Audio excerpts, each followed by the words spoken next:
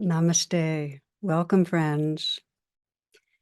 If you were invited to choose any 3 capacities that would support you on the spiritual path, and you might think of what that means, the different wonderful qualities like loving or gratitude or patience or empathy.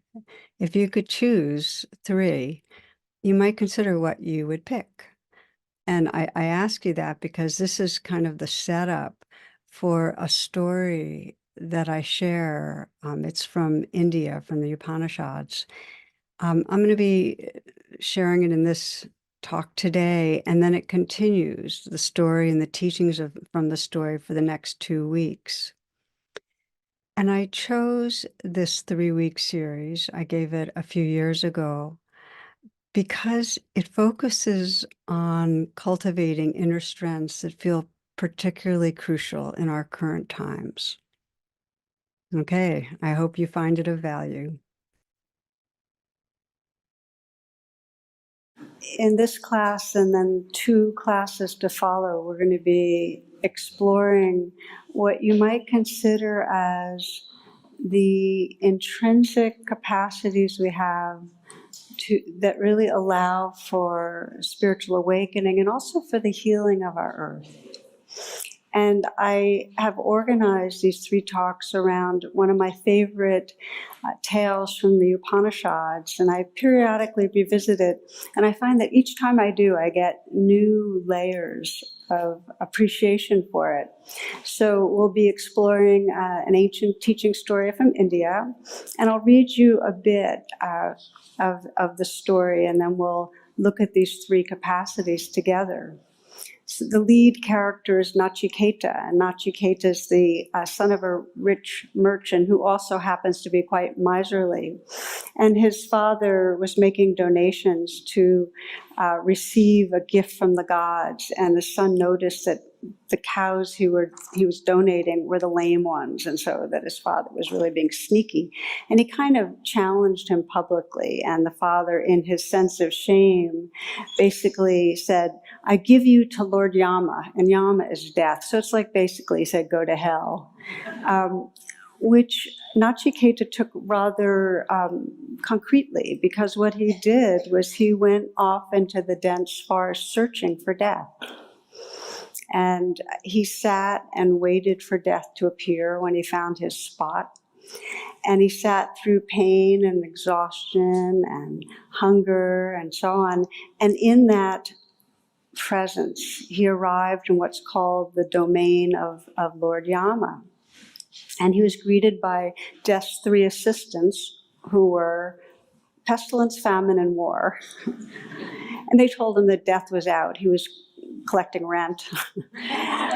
So he waited patiently for 3 days, and when Yama arrived and he realized the boy's dedication, his sincerity, he offered him any 3 wishes that he wanted. He offered to give him 3 boons for his spiritual journey. So Nachiketa's first wish was peace with his father, that all was forgiven, and really the capacity of a forgiving heart, because he knew that he couldn't be free if he was pushing his father, himself, or anyone out of his heart. So that was the first wish that he was granted. He was granted that wish, and his heart opened. He did that releasing, and he had an experience of freedom there. The second wish was called inner fire, what he wished for. Inner fire is that energy within us that's very pure and very sincere, that is completely in touch with what most matters. It's that energy that knows what we long for and then carries us towards it. And it gives us that courage to go for it. And that was granted also. He said for his third wish that he wanted to realize the truth of what is beyond death, the mystery of that which is timeless, which is immortal. Now, when he said that, Lord Yama was surprised. He said, you can have anything, beautiful maidens and chariots with the fastest horses and palaces and all fathomable riches. Why would you want this? But Nachiketa wasn't easily derailed. He basically responded, won't these all eventually return to your kingdom? Lord of Death agreed, and he gave him a final gift, and it was a mirror. He said that he couldn't give him directly the wisdom, but it would arise as he looked into his own heart and mind and asked the most fundamental question, which is, who am I? So as the story goes, Nachi gazed into the mirror and entered into this inquiry, and in time all delusion fell away, and he discovered the radiance and the purity, really the loving awareness that's at the source of all beings, his own and all beings. He discovered that unitive, loving presence that is our source, and he was free. So that's the general outlines. We're going to go more into the story at different times, but that's the outline of the Nachi story. And it's an interesting question for all of us. In the face of reality, that this life comes and goes, that it's fleeting, what would you ask for? What are the capacities or strengths that you would ask for? What would we ask for as a collective? What would we wish were the qualities we had as a collective in the face of a society or a world that has deep challenges? What would we wish for our culture? So these are the questions we're looking at. So Nachi asks for these three gifts of forgiving, letting go of the armoring of his heart, of tapping into that inner fire of knowing what really mattered, and of the realization of timeless awareness of really who we are.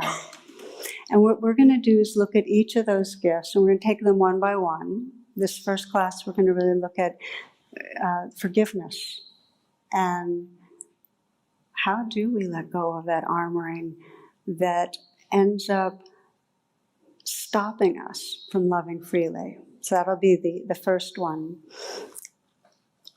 And what we'll explore really, and this is for each of the gifts, whatever we practice regularly grows stronger. So if we're practicing blame and judgment, it just keeps on deepening the grooves. So each of these is a training. How do we pay attention in a way that really shifts our habits and shifts our experience day to day? The kind of shift we're really looking at is the one that Nachi experiences, the shift from a preoccupation as a separate egoic self, where we go around in this kind of bubble most of the time, and most of our thoughts are about moi, how can I be more comfortable? How can I get through this next challenge? How can I get more done? I. And I won't ask for a hand raise of how many of you find that's what goes on for you. But self-centered, it's a shift from that egoic state, which actually isn't very pleasant, to a quality of presence that feels a sense of belonging, of interconnectedness with this natural world and with all beings, and that can then act on behalf of all of life. So, the beginning of Nachi journey is one of disillusion, and this is really how life goes, that we are navigating through and things fall apart, things don't cooperate. Most basically, it's the nature of life that what we want to hold on to, we can't. And we get disillusioned. We start realizing that these bodies are going on us and these memories are going on us. And the people around us die or leave or don't behave or whatever they do, but things don't work. So there's disillusionment, and very often it's deep, deep suffering, of betrayal, of feeling deserted or rejected, real deep loss. And that's what happened with Nachi, a real severing of belonging with his father. And in the Nachi story, some of the parts I didn't tell you is he had also lost some friends that had died when they were young, so he was really facing mortality. Okay, So here we are, and we're moving through our lives, and we get disillusioned. Something happens. A relationship falls apart, or we lose somebody that's dear, or we lose the job that we had really been, that we loved, or something happens. We generally respond in one of two different ways. And one way we respond is part of our kind of fight, flight, freeze strategy. It's from kind of the more primitive part of our brain, and that's the part that gets reactive and blames others or blames ourselves, completely withdraws, goes into battle mode, whatever it is. But we get hooked in that way. We get compulsive, we get obsessive. And what that does, especially because the primary way that we react is to blame, is to judge, it reinforces the identity of victim, which is, when we talk about ego identities, one of the prime ones that we get caught in. Okay? So that's one way that we can go. The other way that we can respond is to evolve. It's like when we hit stress, we either, start spinning in old reactivity, or we evolve, we adapt, we expand. We call on a deeper kind of resourcefulness that has to do with love and mindfulness and compassion. In some ways, if you think of evolutionary psychology, which I think is really useful, it's really the shift from fight, flight, freeze, which keeps reaffirming the ego, to attend and befriend, which is really what training and meditation does, which enlarges our sense of who we are. So for any of us, and I think it's so interesting to periodically scan through our lives and notice the seasons of our life when we really had those growth spurts where we ended up with a lot of insights, or something cracked open our heart and we really sensed another dimension of our being. For a lot of us, that happens exactly following or during those periods of disillusionment and loss. How many of you have noticed that, the hard times? Can I see by hands? I'm just curious. Yeah, okay. So stuff comes our way, and if we adapt, and I'll speak to that in a moment, there's change. Now, Mother Teresa writes this. She says, "I know God will not give me anything I can't handle. I just wish He didn't trust me so much." So we get stuff and it feels like too much. And that's our big fear, by the way, that around the corner something's going to be too much. And that's what we're all tensing against. It comes, and usually when things don't go our way, whether it's small things or big things, the very first reaction is from the primitive brain, the limbic system, fight, flight, freeze. It's faster than the more recently evolved part of the brain, the frontal cortex. It just happens, it kicks in. And there's some lag time. And then gradually we start getting that our reaction is causing suffering. It's causing suffering that we're blaming. It's causing suffering that we're contracting and being defensive. And when we start noticing that, there's a kind of wisdom that guides us to begin to adapt and get larger. It's possible that that lag time can be days or hours or decades. For some of us, we go through the patterns for quite a long time before we say, wait a minute, something's not working. It's possible through this training we're doing together of mindfulness and compassion not to lose decades. The training speeds it up in the sense of the lag time gets shorter. Does that make sense? That we start noticing quicker? Okay. So forgiving, the training in forgiving, is really training in letting go of our stories of blame. Forgive means to let go of the armoring that we're collecting around our hearts. That's stories of blame and resentment. And it's towards ourselves and others. Now, a lot of people I know have trouble with the word forgive. So as we reflect together, I invite you to replace it with compassion. If you don't want to think of it like I'm forgiving myself, I'm holding myself with compassion. Okay. Basically, it's engaging with an undefended heart. So we ask, and there's a question that is an integral part of the training in forgiveness, which is, how am I creating separation? Just to periodically ask that, how am I creating separation from my own self? How am I creating separation from others? Because if we ask ourselves, if we say, well, right this moment, how am I creating separation from myself? We'll start noticing that a lot of moments, there's a background judgment. It's a judgment of how our bodies are. It's a judgment of the kind of mood we're having that we think we shouldn't be having, or the kind of thoughts we're having that we don't think are really good thoughts. Or it's a judgment of how we're behaving or how we behaved yesterday. But they're very sticky. It's like Jules Pfeiffer put it. He said, I grew up to have my father's looks, my father's speech patterns, my father's posture, my father's way of walking, my father's opinions, and my mother's contempt for my father. So we have this undercurrent of something's wrong with me. So it's very powerful to ask that question, how am I creating separation from myself?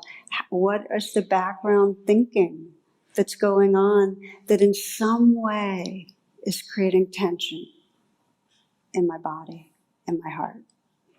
And in a similar way with each other, if we begin to look at our relationships and just ask, how am I creating separation here? It's a powerful question. Are we doing it directly through critique or through our behaviors? Are we trying to control others? Many of you know that how often we're in some way doing something to have another behave the way we want. I've always liked the story of a little girl who watches her mother as she's cleaning and so on, and she notices that her mother has a white hair in the midst of her auburn hair, and so she asked inquisitively, how come some of your hairs are white? And her mother said, well, every time you do something wrong and make me cry or unhappy, one of my hairs turns white.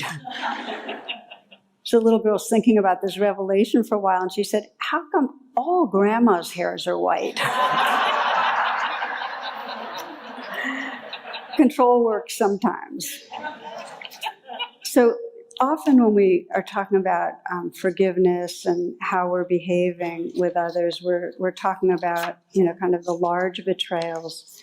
But I think it's really important when we ask the question of how are we creating separation. It's not always the major aversions. It's the kind of chronic judgments and resentments that we can carry. The way a partner is driving, or not doing the dishes, or the way our child's relating to chores, or it's more the little things that keep us from that wholeheartedness. And sometimes they build up till we lock into an idea about the other person, and we're not even aware that we've locked into something that's really stopped the flow of appreciation. Woman's husband been slipping in and out of a coma for several months. She's staying by his bedside every day. One day he comes to and he motions for her to come nearer, and he's whispering to her, eyes full of tears, you know what? You've been with me through all the bad times. When I got fired, you were there to support me. When my business failed, you were there. When I had that terrible car wreck, you were there. When we lost the house, you stayed right here. When my health started failing, you were still by my side. Do you know what? She says, what, dear? And she's asking gently. Her heart's beginning to fill with warmth. He says, I think you're bad luck.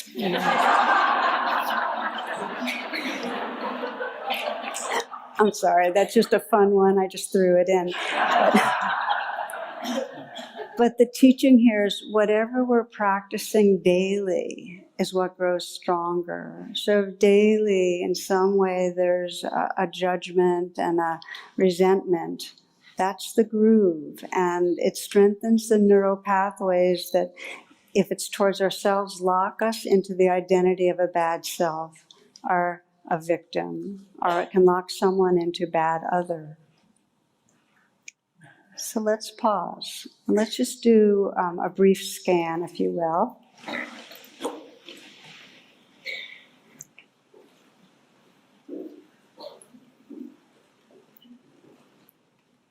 I sometimes call this a forgiveness scan, and you can do this in a daily way, in a very, and not take long. So you pause and take a moment to close your eyes and feel yourself right here. Feel your breath and feel your body.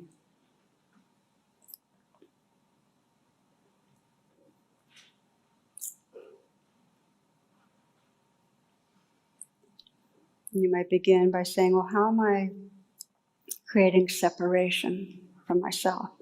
Is there some way that I'm down on myself or at war with myself? Is there something in some way that you can bring into awareness where you've been holding against yourself?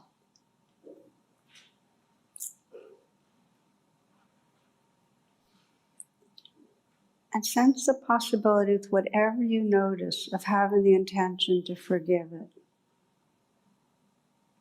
Just let that intention be there. Sometimes I just say the words forgiven, forgiven. Or it's okay. It's if you just, a loving grandma that's putting your hand on your own cheek and saying, it's okay. Really, in the bigger picture, you don't need to be at war with yourself. It's okay. Forgiven, forgiven.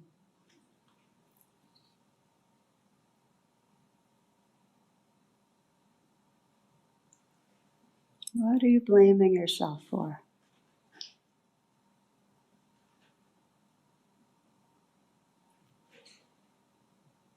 Just the intention to stop the war opens the door. Forgiven, forgiven.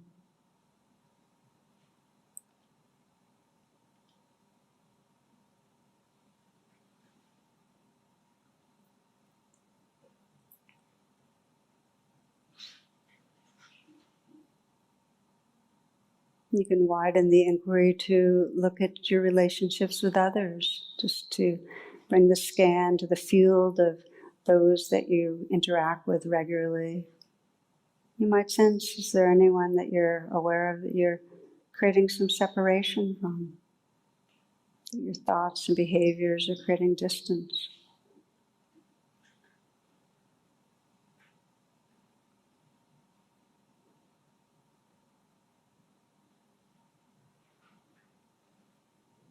And again, simply the intention to not be pushing another out of your heart. Simply the intention can help to clear the field some.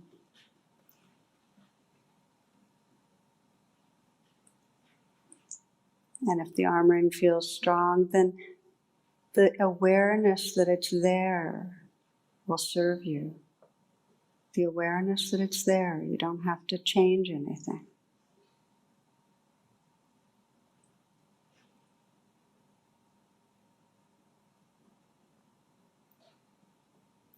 So we use this inquiry, how am I creating separation, to bring into consciousness the armoring. And sometimes soften it. But even if we don't soften it, just bringing it into awareness begins to position us towards looking towards freedom. Now you can open your eyes if you'd like. Many people will ask the question, but really, isn't it natural to blame? And isn't it natural if somebody has violated me not to forgive them? And so I just want to slow down here and say that aggression and anger is absolutely a part of our survival equipment, and every emotion has its intelligence. Every emotion. Anger lets us know that we've been violated and we need to do something. So if somebody's injured us, anger and not forgiving, feeling armored, that armoring is like having a scab over a very raw wound. We need that for a time. But what would happen if your scabs never fell off? And if your habit became to always have scabs? That's the idea here. That anger has its time and place, as does not forgiving. But then as we gain our resilience, we start waking up out of that. We have the strength to let go and be back in the mix again. The problem is if we don't forgive, we can't move on. It's a developmental arrest. We're in a trance. And if you're aware of the habit of blame and you're listening to this, don't blame the blaming, because we all get caught in it. We can see in relationships how quickly it comes up. That as soon as we feel insulted, overlooked, misunderstood, criticized, how quickly our injury morphs right into blame. It happens to all of us.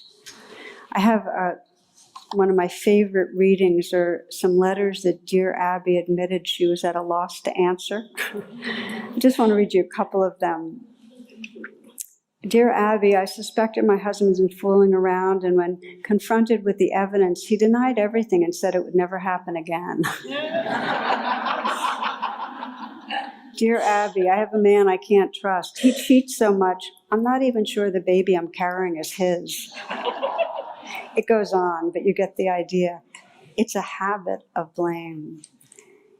It's a primitive reaction. It's faster than the parts of us that might say, hey, wait a minute, this isn't healthy. But we get caught in it. The biggest thing is, though, when we've been hurt, we're afraid to forgive. I want to speak to that because we have a fear that if we forgive, it'll happen again, or things will get worse, that we won't be able to control it. Maybe if we forgive, then it's like saying, okay, then I was wrong. So I want to just take a moment to clarify what forgiving is and what it isn't. Forgiving's not approving. It's not like saying, oh, this was okay or right. It's not like saying it's okay that you insulted or abused me.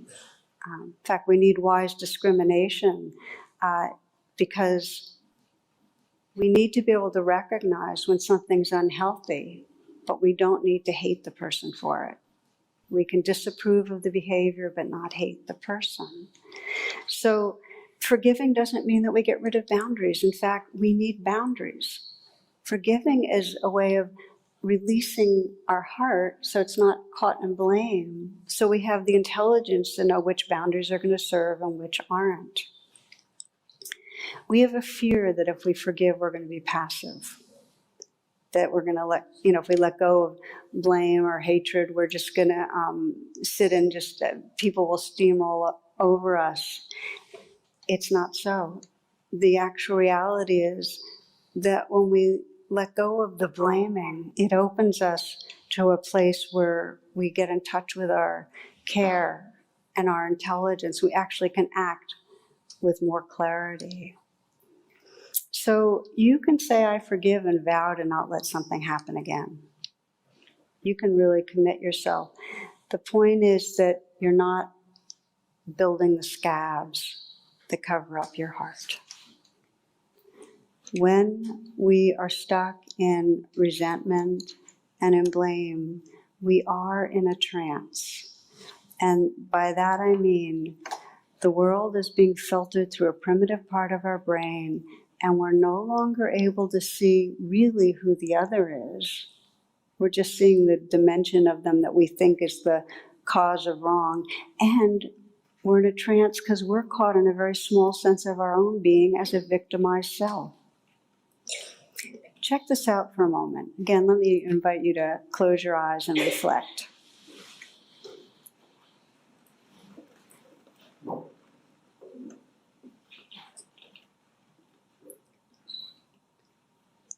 Consider someone in your close circle, someone's family or friend, somebody you have regular contact with.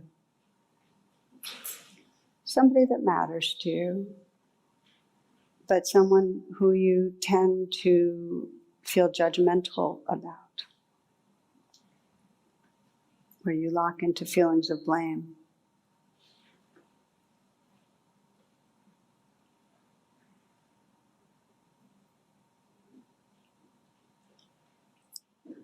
And when you come up with a person, it could be work, family, friend,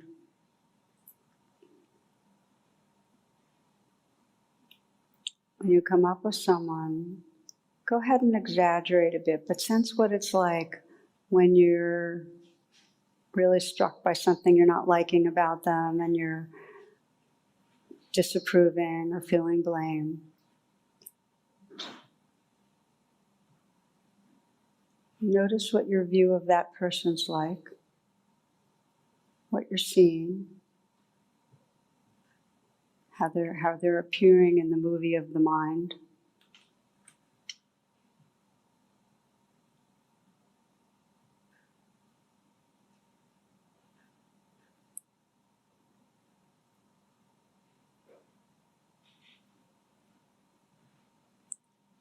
And notice when you're fixating on their wrongness or badness, what's your experience of yourself?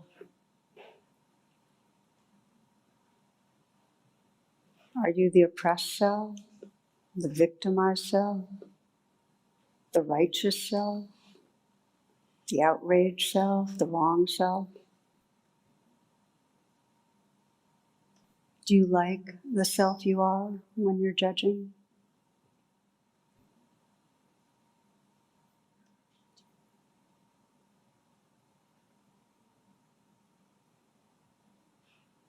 You might take a moment to think of this person and something that you appreciate about this person.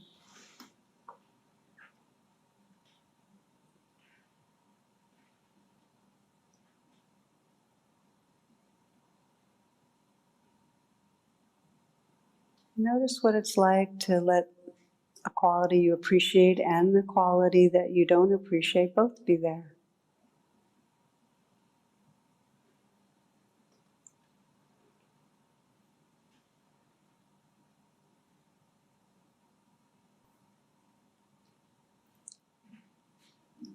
Our path is one of widening our attention, waking up from the trance that keeps us small and keeps others as unreal others. And what motivates us? What motivates us, like Nachi, to let go of blame? What motivates us to let go of resentment?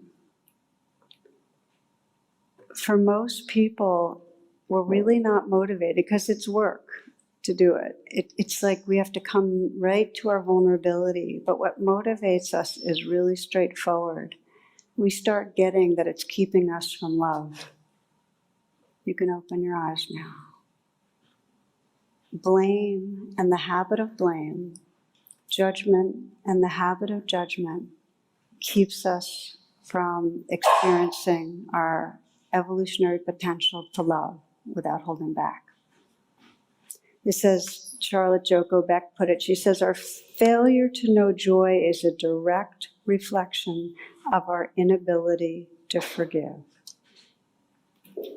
There's some wisdom in us that knows that, and that's what makes it worth it to us to widen the lens and challenge ourselves if we're fixated on blaming someone.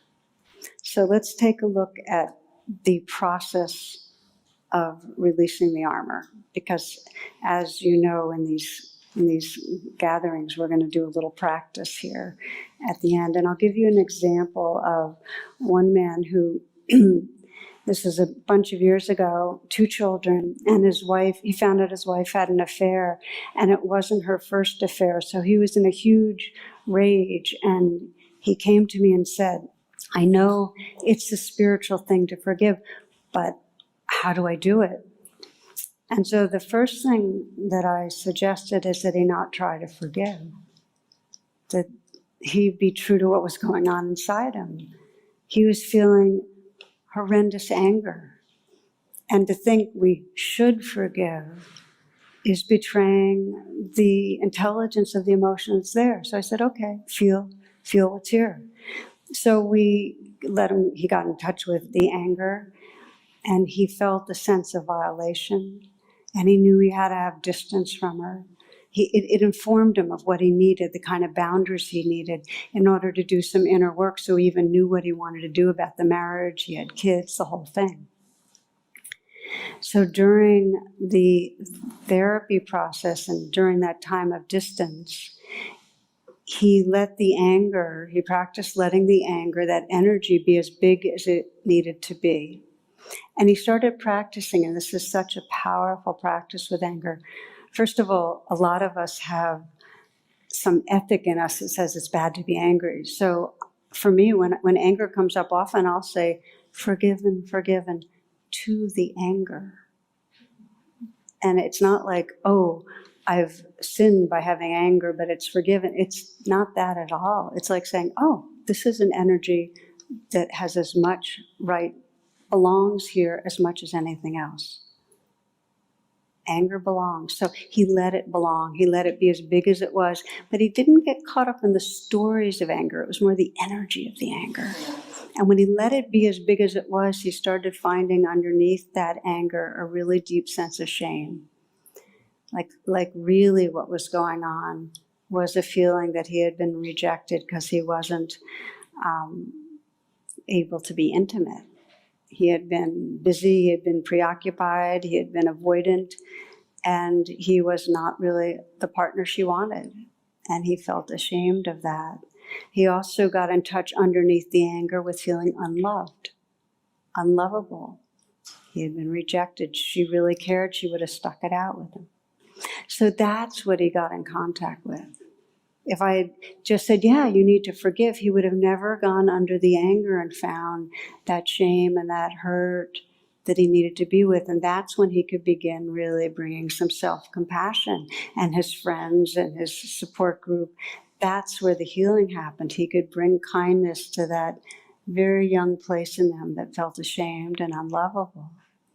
And it was only when he had brought that compassion inward, really felt that care holding his inner vulnerability, that he could then look at her and step out of the trance of bad person enemy and see, oh, so what's really going on for her? And he could see, for her, as he deepened the attention, her own fears about aging, about loneliness, the disappointments in her life. He could see how she had her leg in a trap, as we sometimes say, that she was caught in hurt in her own way, in suffering in her own way. Because whenever someone is behaving in a way you don't like, you can assume underneath that there's suffering. So he was able to see that. So they worked it out. They got divorced, they're co-parenting, but it's without the kind of bitterness that comes when we live in that trance of blame. So I give that example because it's a real practice. We don't just forgive, like decide, oh, I'm going to forgive. It really requires getting in touch with the vulnerability we're avoiding, because not forgiving is the armoring that's covering it over. If you let go of the armoring, you have to touch what's there. It takes courage. But the gift is that when we do it, we've let go of armor that's also got in the way of loving others and loving ourselves. Now, we talk often about this training and what happens with Nachi as a kind of liberating, a spiritual liberation that frees us, but it really frees others as well. Because the very same process that we go through inwardly to let go of armor is the same process we need to go through as societies, as groups of people. We need to be able to touch into the vulnerability and be in contact with each other so that we can really move towards peace. I want to share a story that touch me that really was a expression of this, where we start to learn how to see what Longfellow calls the secret suffering of our enemies, and in that way start to come together. It's the only hope for peace on earth, is that those that are at war come into enough dialogue so they can see how their legs are in a trap, how each is suffering. Bassam Araman, Palestinian, he in 2005 co-founded the Combatants for Peace, which is an organization of former Israeli and Palestinian combatants in non-violent struggle against occupancy. He says, as a child, I fought the occupation by raising the Palestinian flag in our playground. We never felt safe. We were always running from jeeps to avoid the soldiers beating us.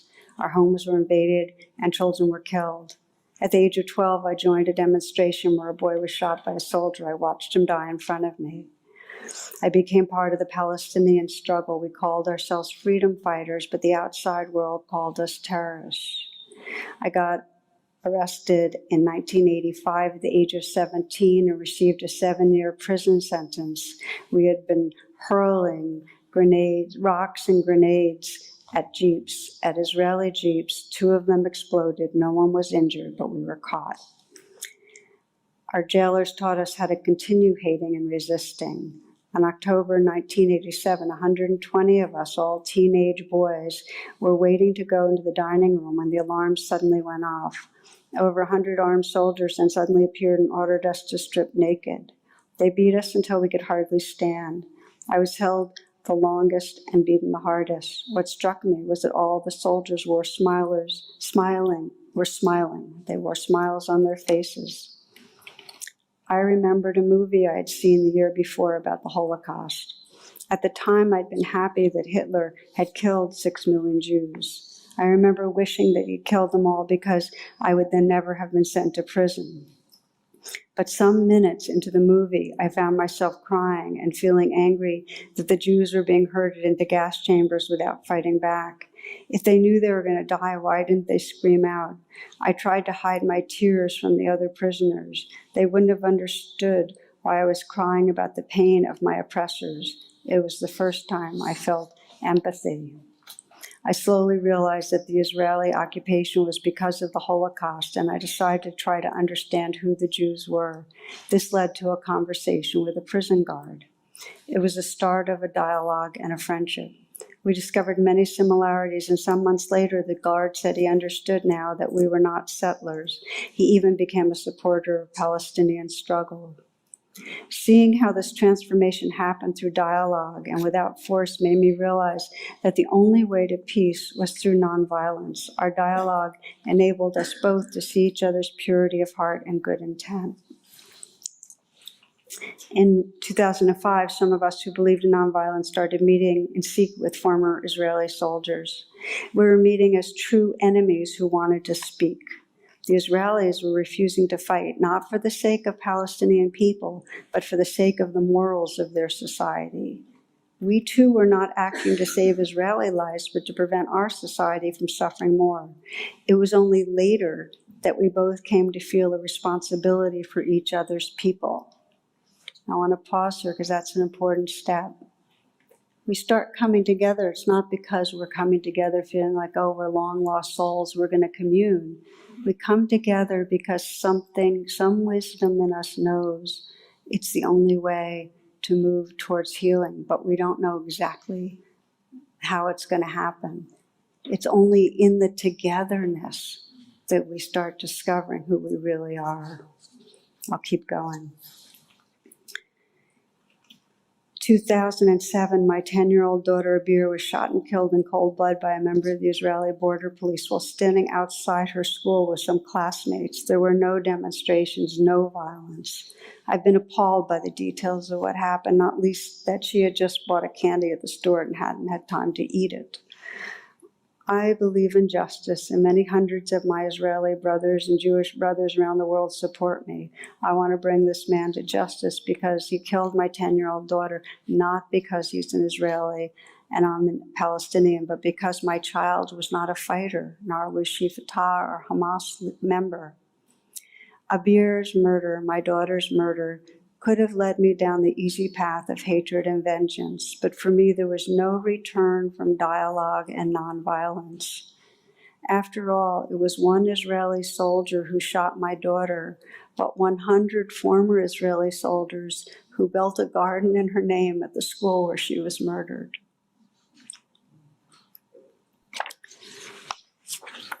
This is awakening from the trance. The trance is that there's just a bad guy over there and they're two-dimensional. The awakening is they're humans, and there are humans all over, and there are many humans that want to build the garden. And it takes a process of letting go of the armor to begin to find out who we all are. It's a process, and that is what Nachi knew. He knew that he couldn't continue on the spiritual path unless he let go of his armor. And this is something I feel that the wisest place in each of us knows, and it's a training. Forgiveness is a life path, really. And we have to do it over and over again because it keeps, the reactivity keeps coming up. It's a process that sometimes we need a therapist for because it can touch into real trauma. There are stages of it. Even if we don't feel we have the capacity, it's okay. We can't will forgiveness, but we can be willing. And this is where the hope is, that each one of us, if just our time right now together listening makes us a few degrees more willing to pay attention, how am I creating separation? A few degrees more willing, having that intention to open the door. That's the energy that begins to bring more peace to this world. So let's just close together. We'll sit, take a few moments.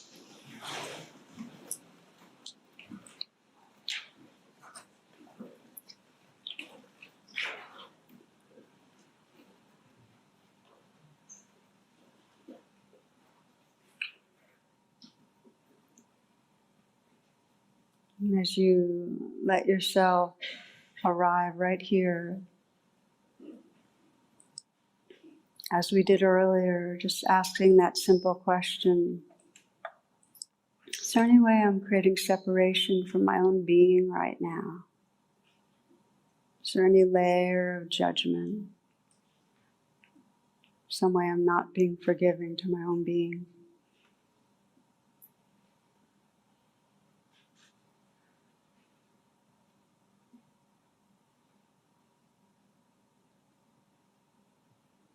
And with whatever you notice, sense the intention to include your own being in your heart.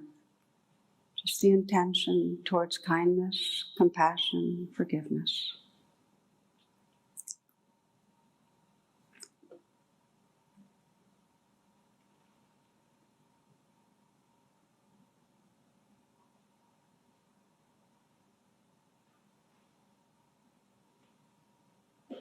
The training begins with our intention to let go of the armoring.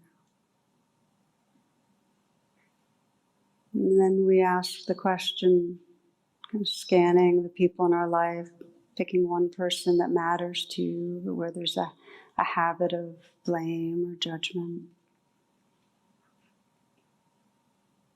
How am I creating separation?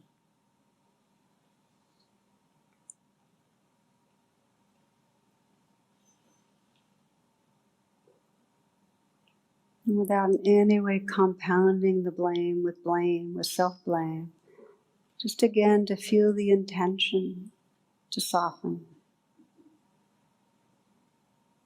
The intention to hold with kindness where you yourself are feeling vulnerable.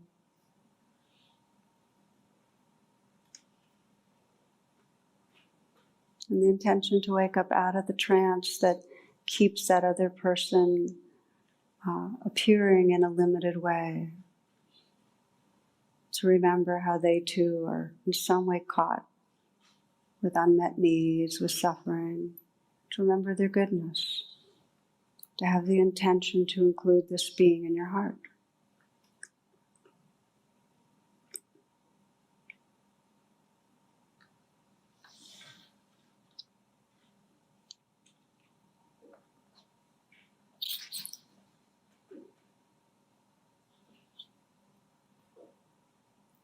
Rumi writes, be ground, be crumbled, so wildflowers will come up where you are.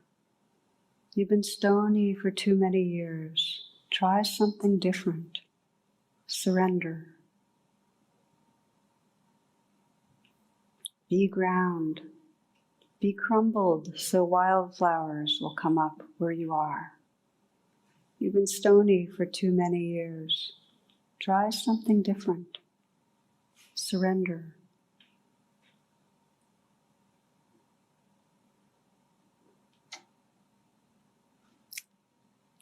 Thank you for your kind attention.